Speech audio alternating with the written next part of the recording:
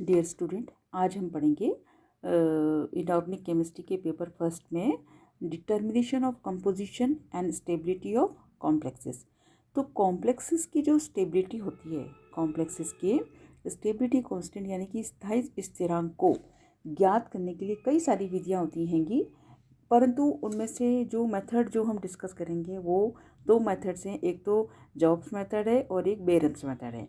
अब job method जो है वो हम स्पेक्ट्रोफोटोमीटर के द्वारा हम इसको ज्ञात करते हैं, और बेरेम मेथड जो है वो पीएच मीटर के द्वारा हम इसके द्वारा हम स्टेबिलिटी कांस्टेंट की वैल्यू को ज्ञात करते हैं। तो आज हम जो पढ़ेंगे वो है जॉब्स मेथड। तो जॉब्स मेथड क्या है? ये जो मेथड होती है कॉम्प्लेक्सेस का कंपोजिशन ज्ञात करने में की जाती है। यदि किसी कॉम्प्लेक्स के संगठन एवं स्टेबिलिटी कांस्टेंट को, ये जो विधि है ये स्पेक्ट्रोस्कोपिक मेथड है और इसे जॉब्स ने 1929 में दिया था। तो ये जॉब मेथड कैसे नाम पड़ा? क्योंकि इस मेथड को जॉब ने 1929 में दिया था और ये एक स्पेक्ट्रोस्कोपिक मेथड है स्टेबिलिटी कांस्टेंट को ज्ञात करने की कॉम्प्लेक्सेस के। तो ये विधि जो होती है उन सॉल्यूशन पे लागू की जाती है जिनमें केवल एक ही प्रकार का कॉम्प्लेक्स का फॉर्मेशन हो रहा हो। मेटल आयन एवं लिगेंड जो होते हैं ना, जो लिगेंड के युक्त विलयनों को अलग अलग अनुपात में मिलाकर हम पहले क्या बनाते हैं? सॉल्यूशंस बनाते हैं, जिनका टोटल आयतन तो वॉल्यूम क्या होता है? समान होना चाहिए। तो in this method only composition of the complexes are change and the ratio remain constant. Means metal और लिगेंड का जो रेशियो तो क्या होगा? कांस्टेंट होगा, परंतु उनका जो है वो क्या होगा? जो रेशियो कांस्टेंट होगा उनका जो है वो कंपोजिशन क्या होगा? वेरी करेगा। अब इसमें यहाँ हम देखें तो मेटल और लिगेंड के हमने क्या किए कि अलग अलग जो है वो 10 सेट्स बनाए। तो जैसे सॉल्यूशन नंबर हमने 10 सेट बनाए, तो सॉल्यूशन नंबर 1 2 3 4 5 6 7 8 9 10।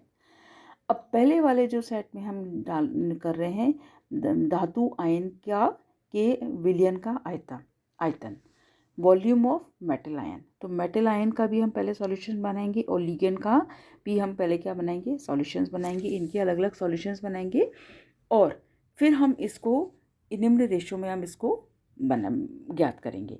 तो पहला जो है वो फर्स्ट सेट में हमने देखा कि मेटल 0 है और लिगेंड कितना है? 10 है। सेकेंड सेट में मेटल 1 है, लिगेंड कितना है? 9 ml है। फिर थर्ड सेट में मेटल जो है, मेटल का जो वॉल्यूम है वो कितना है? 2 ml है और लिगेंड का कितना है? 8 है। और जो है फोर्थ सेट में हम देखें तो जो मेटल है वो 3 है और लिगेंड का कितना है? 7। इस प्रकार से फिफ्थ सेट में हम देखें मेटल का जो सॉल्यूशन है वो 5 है और 4 है और लिगेंड का जो सॉल्यूशन है वो 6 है। इस प्रकार से हम 10 सॉल्यूशन तक मेटल और लिगेंड के क्या बनाएंगे? 10 सेट्स के सॉल्यूशन बना लेंगे। तो इससे हम देखें कि लिगेंड की कंसंट्रेशन Cl, जिसको हम कैसे रिप्रेजेंट कर रहे हैं? Cl, और मेटल की कंसंट्रेशन, इनका योग तो क्या है? कांस्टेंट है। ठीक है, योग तो क्या है? कांस्टेंट है, लेकिन इनका Cl/Cm ये क्या कर रहा है? वेरी कर रहा है। Cl/Cm जैसे हम पहले वाले सेट में देखें, मेटल तो कितना है?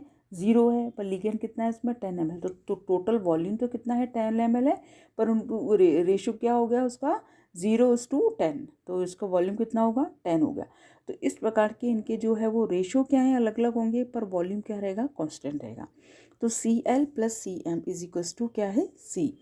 तो यहाँ C एक कांस्टेंट है और एक स्पेक्ट्रोफोटोमीटर की सहायता से प्रत्येक सॉल्यूशन की हम क्या करेंगे? जो हमने 10 सेट बनाए हैं इसकी क्या करेंगे? ऑप्टिकल डेंसिटी का जो मान हम जो है ऐसी वेवलेंथ पर ज्ञात करेंगे जिसमें कॉम्प्लेक्स तो लाइट का एब्जॉर्प्शन करेगा, लेकिन मेटल और लिगेंड क्या करेंगे? नहीं करेंगे। जो कॉम्प्लेक्स है वो ही लाइट का एब्जॉर्प्शन करेगा। ठीक है, अब प्रत्येक सॉल्यूशन के क्या करेंगे हम? लिगेंड की जो मोल फ्रैक्शन है तथा ऑप्टिकल डेंसिटी, लिगेंड का जो मोल फ्रैक्शन निकालेंगे, मोल फ्रैक्शन Cl/C, और ऑप्टिकल डेंसिटी के बीच में हम ग्राफ खींचेंगे तो हमें एक प्रकार का कर्व प्राप्त होगा, पैराबोलिक कर्व प्राप्त होगा। इसको हम ये देखें तो ये हमें पैराबोलिक कर्व मिल रहा है। इसमें अब ये हमने कितना जो कर्व किसके बीच में है? लिगेंड, जो ऑप्टिकल डेंसिटी या एब्जॉर्बेंस और जो है मोल फ्रैक्शन ऑफ लिगेंड के बीच में पैराबोलिक कर्व मिल रहा है। अब इस पैराबोलिक कर्व में हम देखें तो हम जब इस कर्व जो मिल रहा है इसके वह बिंदु जिसमें वक्र की जो कर्व की जो रेखाएं हैं आपस में एक बिंदु पर जो काटेंगी, ये क्या कहलाएगा? Point of maximum absorbance. ये अपन इस डायग्राम में हम देखें तो वह बिंदु जिसमें कर्व की रेखाएं आपस में एक बिंदु पर क्या करेंगी? काटेंगी, तो क्रॉस करेंगी, तो वो क्या कहलाएगा? Point of maximum absorbance. ठीक है, और जिस पर जो है मोल फ्रैक्शन हम क्या निकालेंगे? CL/L। ठीक है, तो यदि कॉम्प्लेक्स का फॉर्मूला जो है MLN है, तब क्या होगा? N=CL/CM। ये इक्वेशन नंबर 2 हो गई। अब इक्वेशन नंबर 1 जो क्या थी? CL+CM=C। इसमें दोनों तरफ हम C का भाग दें तो क्या रह जाएगा? क्या हो जाएगा? 1 हो जाएगा। और लिगेंड का जो मोल फ्रैक्शन है वो कितना हो जाएगा? CL/C।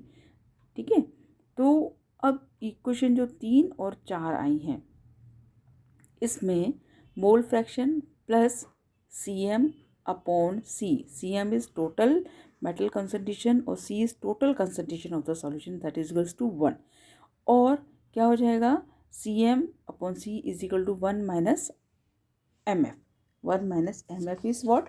मोल फ्रैक्शन। तो ठीक है, इस इक्वेशन 4 व 5 से इसमें हम डिवाइड करेंगे तो हमें जो इक्वेशन प्राप्त होगी वो होगी जो है मोल फ्रैक्शन जो होगा हमें प्राप्त होगा CL/CM is equal to mole fraction upon 1 minus mole fraction. तो इक्वेशन 2 व इक्वेशन नंबर 6 से अपन देखें तो हमें N is equal to mole fraction upon 1 minus mole fraction.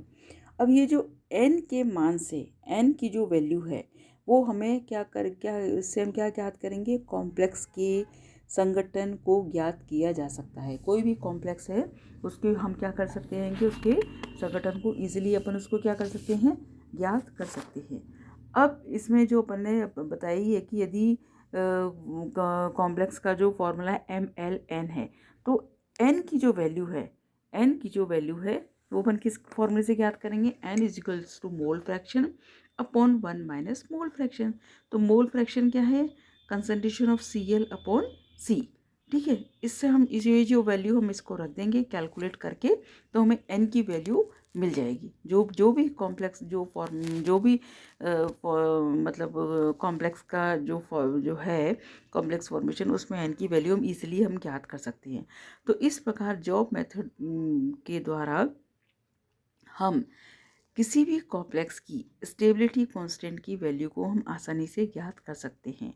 अब इसकी क्या कुछ लिमिटेशंस हैं। इस विधि में क्या होता है कि हम केवल जो है उस विधि को ज्ञात कर सकते हैं। इस विधि के द्वारा हम केवल उसी मेथड को ज्ञात कर रहे हैं जब प्रायोगिक परिस्थिति में कॉम्प्लेक्स बन रहा हो, और यह विधि तभी उपयुक्त है जब मेटल और लिगेंड के जो केवल एक ही प्रकार का कॉम्प्लेक्स बन रहा हो और दूसरा मेटल और लिगेंड के वॉल्यूम में भी कोई परिवर्तन नहीं हो। तो ये कुछ लिमिटेशंस हैं इस मेथड की। हालांकि ये बहुत अच्छी मेथड है। फॉर्मूला ऑफ जो है कॉम्प्लेक्स को ज्ञात करने की स्पेक्ट्रोफोटोमेट्रिक मेथड, पर इसकी कुछ लिमिटेशंस हैं जो हम बेरेम्स मेथड के द्वारा इसको दूर करेंगे।